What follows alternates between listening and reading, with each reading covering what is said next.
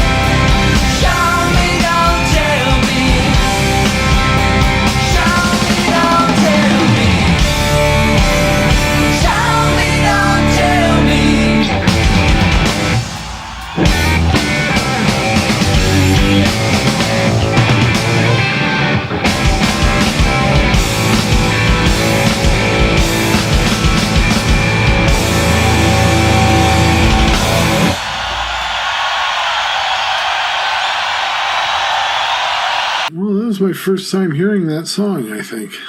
Really? Oh. Yeah. What'd you think? I thought it was pretty good. What about it stuck out for you? Well, I noticed Alex seemed to be singing more. I don't know. I've heard of times when they would have backing tracks and Alex would be pretending to sing them.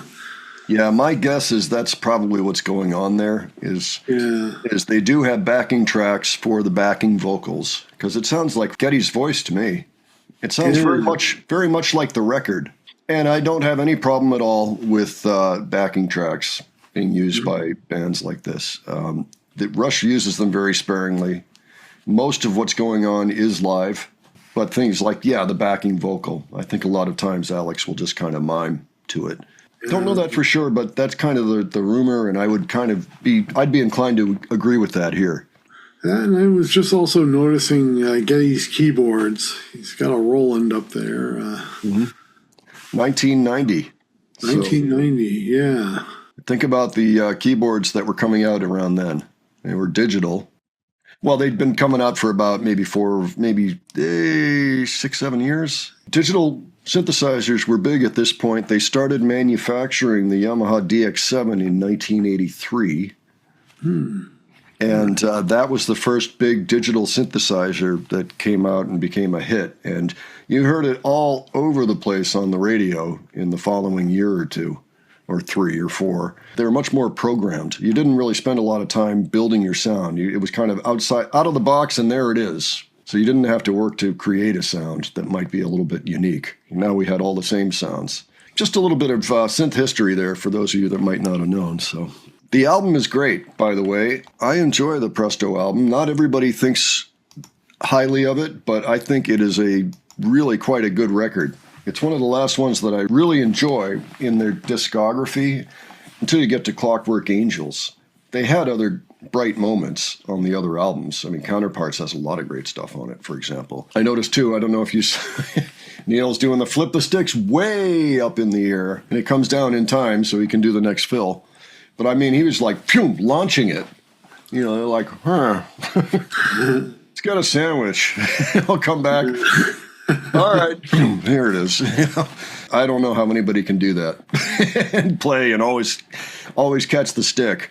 Thanks so much for the request. We are going to continue our Rush journey next week. We're not quite sure what we're going to do yet. If you have thoughts for us, please leave those below.